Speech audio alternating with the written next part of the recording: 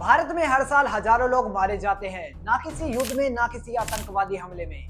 ये लोग मारे जाते हैं सिर्फ जंगलों में जानवरों का शिकार बनकर। हाथी, बाघ, तेंदुआ, गुलदार, भालू ये सिर्फ शिकार नहीं कर रहे बल्कि हमारे घरों, खेतों और रास्तों तक पहुंच रहे हैं। यही मुद्दा है जिसे हम ह्यूमन वाइल्ड लाइफ कॉन्फ्लिक्ट कहते हैं। भारत में मानव वन्यजीव संघर्ष कोई मामूली घटना नहीं है। उत्तराखंड सरकार के आंकड़ों के अनुसार वर्ष 2000 से 2025 तक केवल उस राज्य में ही लगभग 1256 लोगों की मौत वन्य जीवों से हुई है, जिनमें लेपर्ड, हाथी, बाघ, भालू और अन्य शामिल हैं। उसी तरह उत्तराखंड में लिपार्ड अटैक की संख्या सबसे ज्यादा रही है। 548 लोगों ने जीवन खोया। उसके बाद हाथियों ने 230 लोगों को मौत के घाट उतारा। बाघ ने 106 लोगों को मार गिराया और भालू से भी 70 मौतें दर्ज हुई हैं। इन आंकड़ों से साफ होता है कि ये कोई एक दो घटनाएं नहीं बल्कि पहले से ही मौजूद गहरी समस्या रही है। सरकार के द्वारा संसद में बताई गई जानकारी के अनुसार 2019 से 2023 तक लगभग 2853 लोग हाथियों के हमले से मारे गए हैं। सबसे ज्यादा मौतें ओडिशा, झारखंड और पश्चिम बंगाल में हुई है, जहाँ वन क्षेत्र और बस्तियां आमतौर पर एक दूसरे के पास है। बच्चों, बुजुर्गों और खेतों में काम करने वाले किसान अक्सर इन हमलों का शिकार बनते हैं। इसका सबसे बड़ा कारण ये है कि हाथियों के घूमने वाले रास्ते, जिन्हें हम कॉरिडोर्स कहते हैं, कटते जा रहे हैं। जब हाथी सही रास्ता नहीं पाते तो ये मनुष्य के इलाकों में प्रवेश कर देते हैं। बाघों के हमले भी लगातार सुनने को मिल रहे हैं, खासकर महाराष्ट्र में। भारत में टाइगर अटैक से 378 लोगों की मौत 2020 से 2024 के बीच हो चुकी है,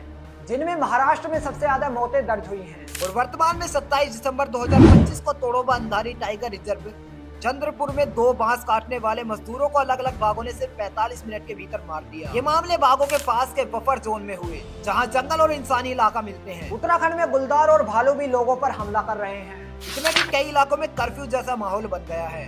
महाराष्ट्र में तेंदुओं के हमले बहुत बढ़ गए हैं, इतना कि ग्रामीणों को खेतों में रहते समय सुरक्षा के लिए नुकीली नेक बैंड तक पहनने पड़े। हर क्षेत्र में अलग अलग प्रकार के संघर्ष हैं और ये लगातार बढ़ते जा रहे हैं। समस्या के बड़े कारण: पहला, वन विभाग के आंकड़े बताते हैं कि जंगलों का क्षेत्र या तो कट चुका है या टुकड़ों में बंट गया है, जिससे जानवरों को अपने परंपरागत रास्ते नहीं मिले। दूसरा, इंसानी बस्तियां, खेती और सड़कें जब जंगल के भीतर तक फैलती हैं, तो जंगली जानवरों और इंसानों के बीच सीमाएं धुंधली हो जाती हैं।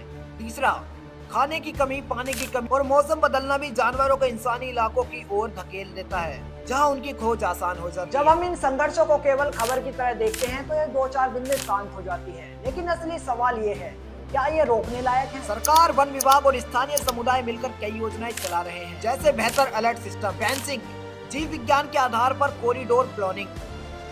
हर साल हजारों लोग, छोटे किसान, मजदूर और गांव वाले इनका शिकार बने। और अगर हमने सही दिशा में सोचना शुरू नहीं किया तो ये आंकड़े कल बढ़ भी सकते हैं। ये सिर्फ खबर का मुद्दा नहीं, ये जीवन और अस्तित्व का मामला है, जहां मनुष्य और वन्यजीव दोनों की सुरक्षा जरूरी है।